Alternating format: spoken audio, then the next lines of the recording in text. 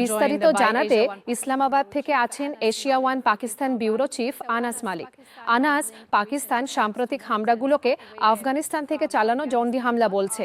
লাক্ষী মারওয়াত আত্মঘাতী বিস্ফোরণ সম্পর্কে সর্বশেষ আপডেট কি? হ্যাঁ, এখন পর্যন্ত আমরা যা জানি তা হলো পাকিস্তানের উত্তর পশ্চিমের লাক্ষী মারওয়াতে সরাই নৌরং বাজারে একটি বিস্ফোরণ, একটি বোমা হামলা, একটি সন্ত্রাসী কর্মকাণ্ড ঘটেছে, যা একটি প্রধান বাজার, প্রধান সড়কে একটি বিস্ফোরণ এবং বোমা হামলা হয়েছে, যাতে অন্তত 7 জন মানুষ প্রাণ হারিয়েছেন, যার মধ্যে 2 জন ট্রাফিক পুলিশ এবং 5 জন নিরীহ বেসামরিক নাগরিক রয়েছেন। পাকিস্তানের প্রধানমন্ত্রী নিন্দা জানিয়েছেন।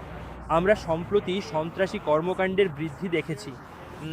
পাকিস্তানি পক্ষ থেকে আফগানিস্তানের সীমান্ত জুড়ে অপারেশন গাজাবাল হক শুরু করার পর ইসলামাবাদ বলছে যে এটি করা হচ্ছে ভারতীয় প্রভুদের এই সন্ত্রাস সংশ্লিষ্ট প্রক্সিদের নির্দেশে, এবং তারা তাদের মাটি থেকে শেষ সন্ত্রাসীকে নির্মূল না করা পর্যন্ত শান্ত হবে না।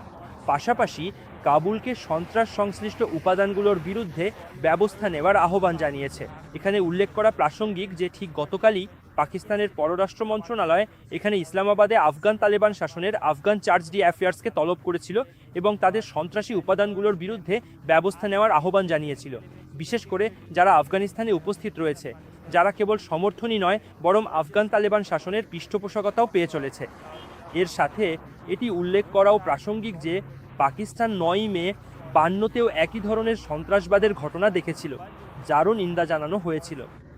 কিন্তু ইসলামাবাদ বলছে যে তারা অপরাধীদের নির্মূল করতে এবং এই সন্ত্রাসবাদের পুনরুত্থানের মূল কারণ নির্মূল করতে যা যা করা দরকার তা করবে, যার মধ্যে রয়েছে তার জাতীয় সার্বভৌমত্ব এবং তার নাগরিকদের সবটুকু দিয়ে রক্ষা করা, এবং তারা চালিয়ে যাবে।